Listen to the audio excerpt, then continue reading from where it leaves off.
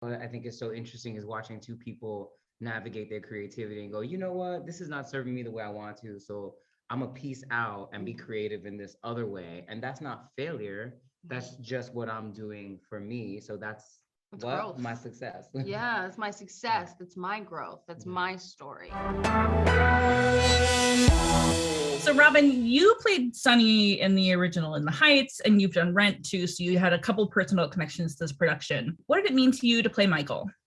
It meant that I got to rep my people in a history that had erased them. Being a Puerto Rican gay man who the HIV epidemic and the AIDS epidemic did so much to the Puerto Rican community in the Bronx, all over New York City, and there's not a lot of history about that. So even just like putting me in that narrative, in that period, is like reinstating us into history. There's something so powerful about that, to finally like, hopefully there are people in my community who will finally feel seen in that. Mm-hmm. I think also that, how do I put this? 1990, not super long ago, 30 years ago, but there are so many people that have lived in a time when they might not have realized how much that decimated an entire community, or how prevalent it was in people's lives, or how many friends people lost, and just how personal that was to a lot or of even people. like the role of lesbians, like Yeah. the amount of lesbians who took care of gay men in their last days. I mean, we do show how. We 100%, and I don't know any story that's ever taken on that narrative at all. I mean, we see articles and there is, books about it, but there's no real conversation about how the community really helped each other. We had to, no one else was doing it, I think that's just That gay misogyny be real sometimes, yo. it is. There's gay misogyny, there's gay racism, there's we're a subculture, but we're a product of our societies. You know what I mean? Not to go too deep. Right. I'm here for it. I'm always Right. I'm ready to talk about it. Yeah. Alexandra, I was reading this article that you did and Who, What, Where, and you were sort of talking about, like, as an artist, you want to be sort of like, you're doing all the side jobs, you're eternally hustling, like all of that. Do you think you're more in that sense of like a Susan or a John? And how did you sort of relate to this movie personally? I definitely see myself as a mixture between both. Jonathan was constantly trying to create, and he not only wrote the storyline, he wrote the lyrics, he wrote the music, he had his hands in every aspect of what he does, and I really try to do that as an artist in my own right. But the way that Susan loved her craft and loved what she was doing and stayed true to her artistry, I really related to that as well.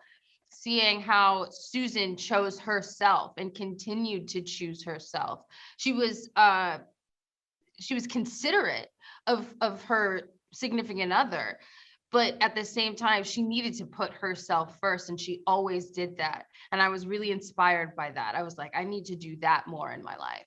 Yeah, I mean, it is a thing of like choosing success, but figuring out what your own version of success is. Do you know what I mean? Like, defining it for yourself. Was her love for what she does. That had to be her success. Otherwise, she was just going to be the girlfriend of the artist, and that wasn't her. And she made that very clear. For both of us, that's what I think is so interesting, is watching two people navigate their creativity and go, you know what, this is not serving me the way I want to. So I'm gonna piece out and be creative in this other way. And that's not failure. That's just what I'm doing for me. So that's what my success. Yeah, it's my success. That's my growth. That's my story. Robin, a lot of people, obviously really connect to the work of Rent. Like, people grew up listening to it. People are really driven to it. But a lot of people really also love another movie you did called Camp, and just like live in it and love that project. Why do you think, I don't know, that people can sometimes really just like grasp onto something so tightly and really just love it? Pure. Like, it, in so many ways, it was pure in its love. It was pure in its like devotion to musical theater, like the way everyone was just obsessed with it. It was also pure in the sense, when you look at, me, Anna Kendrick, Sasha Allen, Daniel, like we for many of us, these were our first films. This was the first time we ever did anything on camera. And so it was just like that, like sheer joy and excitement that is what we all are inside, all of us theater nerds, right? And other cultures of nerddom as well, right? But I just want to add this, even though you didn't ask it. It came to me yesterday that what Tick Tick Boom is experiencing in terms of success and backing and like love from community, but also from power, is what camp deserved. Because we were the product of mad budget cuts. You know what I'm saying? And like that movie has a niche market that loves it and adores it, and there's a bit of a cult there, but it should have been bigger.